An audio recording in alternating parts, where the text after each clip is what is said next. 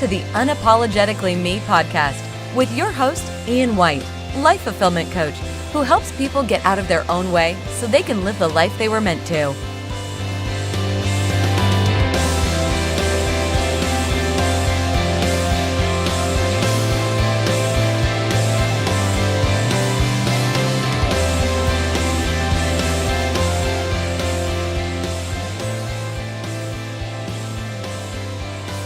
Welcome everybody to the Unapologetically Me Podcast. My name's Ian White, your life fulfillment coach and the president of Coaching Deconstructed. And I coach coaches. I coach other people of influence, people who want to make a difference in the world, and people who want to take a leap from living the life that they currently live to one that excites them, turns them on, lights them up. And the reason I do that is because I did that myself. I made that leap a couple of years ago, 3 years ago. Oh my goodness, almost 3 years ago, I took that leap. And as scary as it's been, it has been the best decision of my life. So if you're interested in working with me, having a conversation with me to help you unearth where you want to take your life, I'd be happy to have a conversation with you. And you can contact me at info@coachian.com or reach me through my website at coachingdeconstructed.com. And I recently received an email from a listener of this podcast, and she asked me a question specifically about my leap and how did I know that I was making the right decision. And I thought about it quite a bit over the past few days because it really was a big turning point in my life, but it just felt right. So if there's one, that's probably the best way I can describe it, is it just felt right. I needed to make a change. And if I back up through my story, I believe I would have eventually made this move no matter what. Because the more I did things that weren't in alignment with who I was, the more I continued down a path that was further and further from who I really am, the more uncomfortable I got. The more frustrated I got. The more tension and stress and confrontation I would have outside of the workplace and in the workplace because I wasn't enjoying what I was doing. But that wasn't the case when I first started out in that career path. I was a property manager and I was in that field, in that ballpark field, whatever, for about 12 years. Architecture, property management. And through my life, I acquired some experience that forced me to look down a different path. I had some significant relationship challenges that caused me to look at myself differently, my decisions differently, and in that process, I discovered coaching. And in the process of discovering coaching, I realized that I really liked it.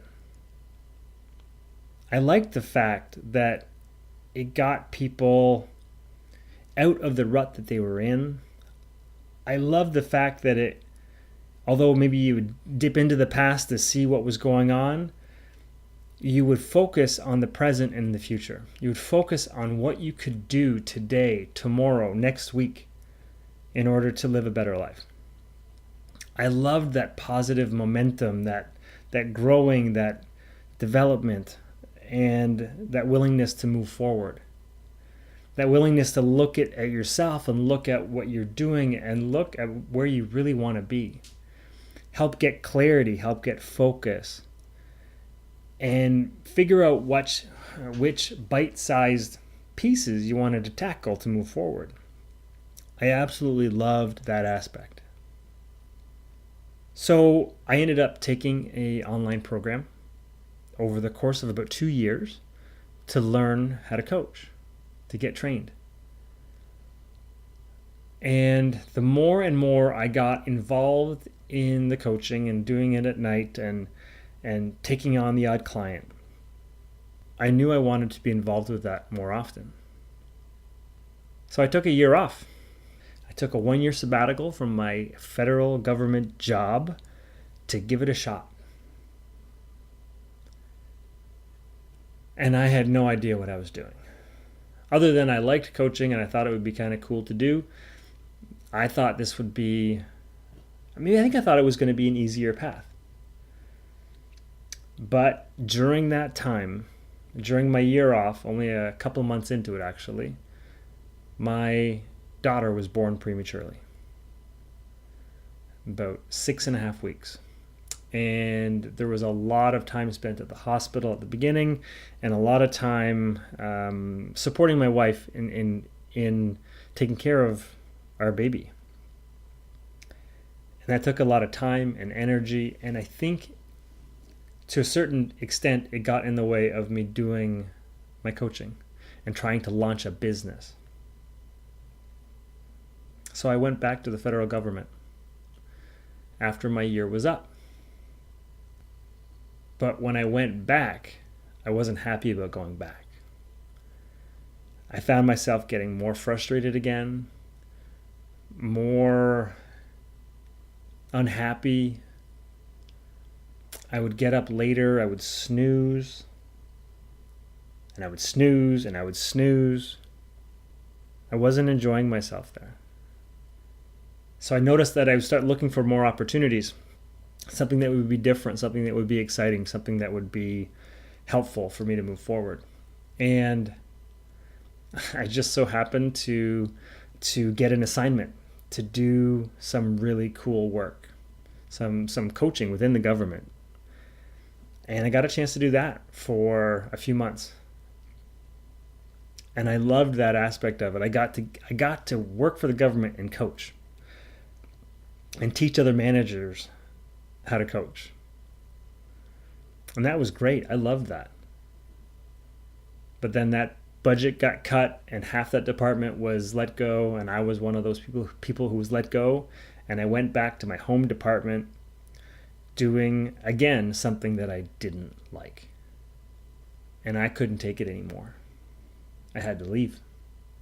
I knew my long-term fulfillment had nothing to do with being in the federal government system, doing what others wanted me to do. I needed to branch out on my own, and I needed to leave it all behind. I knew it in my gut. I knew it in my heart. Did I know what I was doing? Not really, other than it felt way better to leave and to pursue what I was passionate about and what I knew I was good at. So I guess what I want to highlight in my story here about making my decision was that you are constantly being given signals and insights from whatever you want to call it, the universe, from spirit, from source, from your guides, from nature, whatever it is that you believe in from a spiritual standpoint. You are constantly be giving signals to help you align with where you are and where you want to go. And I was getting all kinds of signals that it's time to move on. So when I got bounced out of that assignment, that 4-month assignment that I had, or whatever it turned out to be, 6 months, when I got bounced out of that, I went back to my home department. It was like being thrown into a pot of boiling water. And I could not take it anymore. I needed to leave. I got a taste of what it was like to get paid well, and to coach, and to do it on a more regular basis. And when I was sent back to a place where I had to kind of put that aside and do other work that wasn't meaningful to me, it was too painful. Didn't feel good. It was unmotivating. And I was frustrated. So I knew I needed to quit. So I knew I was making the right decision. And I guarantee if I stuck around any longer, I just would have got more frustrated, more upset, hit the snooze button way many more times. So my environment, my opportunities were all pointing in the direction of becoming a coach and becoming doing that as a full-time gig. So I followed that direction. I followed those signs. And although it hasn't been maybe the straightest route with as big a successes as I would have wished I had or wish I would have at this moment in time, I know I'm on the right path. And I know I'm always being given signs and direction and support to help me make better decisions and to do what I need to do. So you're always being given that guidance. So notice your frustrations, notice what's showing up, notice the opportunities that are being presented to you, and listen to them. And trust that what feels best is on path for you. There's an analogy that Esther Hicks uses quite a bit in her teachings on YouTube. And she refers to the rumble strips on the road.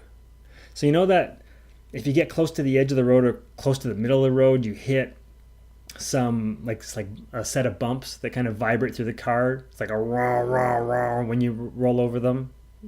I do it kind of for fun sometimes with the kids in the car because they hate the sound. But those are there to help you, guide you in the right direction. So notice in your life where you start getting frustrated with something or things aren't feeling so good, it's kind of like the rumble strips trying to direct you back on path. That's what they're there for. And that's what the discomfort that you have in your life is there for as well. It's to help you guide you towards what feels better, what's smoother, what's on path.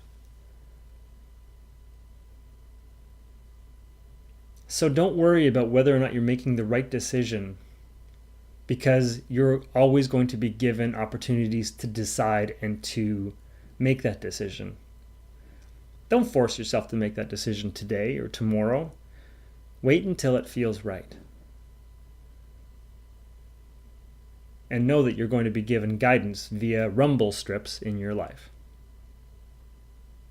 There was another situation that kind of showed up in my life last week that I thought was interesting and kind of runs a parallel with making good decisions and making sure you're on the right path for you.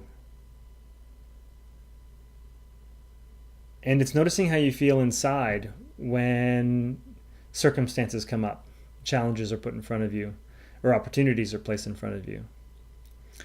And I was in the midst of creating this brand new package that I plan to put out to distribute my practices, the ones that I use with all of my clients, the ones that I find the most helpful for them, the ones that I find the most helpful for me and that I've used in my life. And by the way, I'll be launching something with that probably next week. So pay attention. I'll be distributing links for that as well. But I was so excited about what I was producing and getting ready to do my videos and whatnot. And then I got this text message or Facebook messenger message from someone who asked me to do a goal setting workshop. And she asked me if I do those. And I was like, yeah, of course I do that. And although I was excited that I was being asked to do something, I was nervous about it at the same time. And I wondered what that was all about. And I dropped everything I was doing of the project that I was really excited about, of distributing my practices and making those available to the public. And I started focusing on that goal workshop that I could do for this person. And I noticed that I was trying to find old material and what I thought I should be doing to satisfy them, and are they going to get where I'm coming from? Because my ideas of goal setting has changed a lot over the past, I want to say, year or so.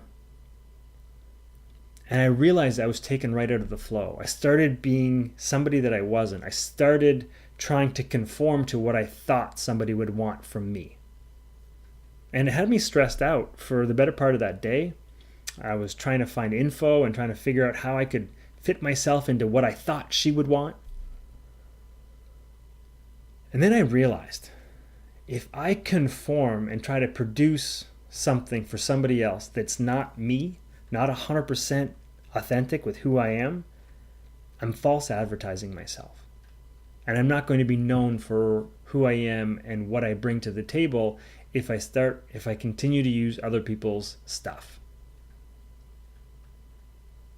Kind of like if I was putting an online profile out there for dating and I decided to, write down what I thought everybody else would want from me to get more hits, get more people to like me.